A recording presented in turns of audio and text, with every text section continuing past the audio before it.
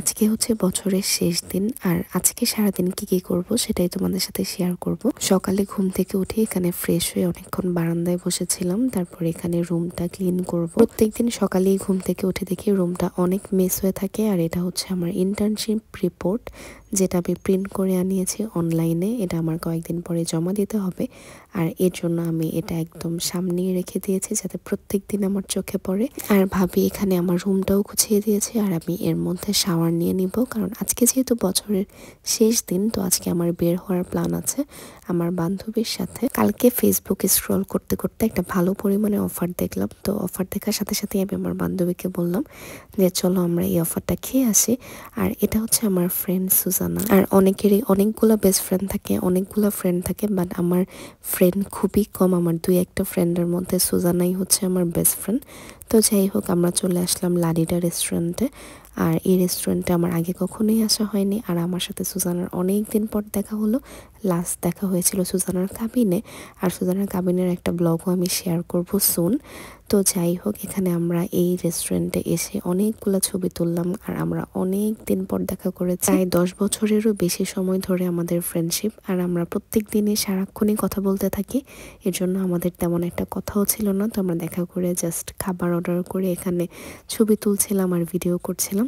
তো যাই হোক, আমরা যে অফারটা খাওয়ার জন্য এসেছি সেটা দেখাবো এখন। এটা হচ্ছে একটা কাপল প্ল্যাটার, যেটার মধ্যে 2 জনের পরিমাণ স্যুপ থাকে, অন্থন থাকে, আর একটা এরকম বড় 6 ইঞ্চের একটা পিজা থাকে। পিজাটা খুবই ভালো ছিল। ইউজুয়ালি অফার থাকলে খাবারের পরিমাণ আর হচ্ছে খাবারের কোয়ালিটি খুব একটা ভালো থাকে না, বাট এখানকার পিজাটা খুবই ভালো ছিল। আর স্যুপটা অর্ডিনারি ছিল, খুব একটা স্পেশাল কিছু ছিল না, যেহেতু অফারের খাবার খুবই কম প্রাইসে সেল করছিল ওনারা।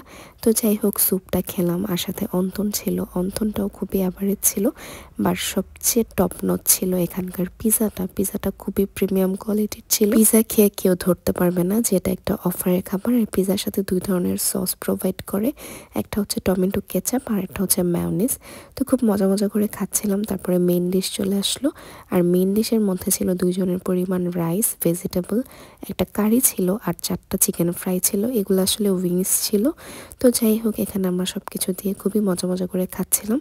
আর এখানে সব কিছু আইটেমের 2 জনের পরিমাণ সব কিছুর প্রাইস ছিল মাত্র 550 টাকা, মানে একজনের 275 টাকা করে লাগে।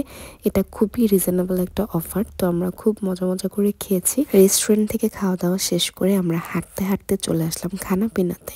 আমরা এরকম যখন কলেজে পড়তাম তখন এরকম রাস্তার মধ্যে হাঁটাহাঁটি করতাম, আমাদের খুবই ভালো লাগতো। এটা ওইটা দেখতে দেখতে হাঁটাহাঁটি করতাম।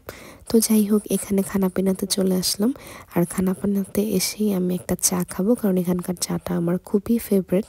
আমি একাই খেয়েছিলাম, কারণ সুজানা চা খায় না, আর আমিও খুব একটা চা লাইক করি না, বাট এখানকার চাটা আমার সবচেয়ে ফেভারিট। এটা হচ্ছে একটা কাজু চা, যেটার মধ্যে অনেক নাটস থাকে আর অনেক গুঁড়া দুধ থাকে, যেটা খুবই ভালো লাগে খেতে।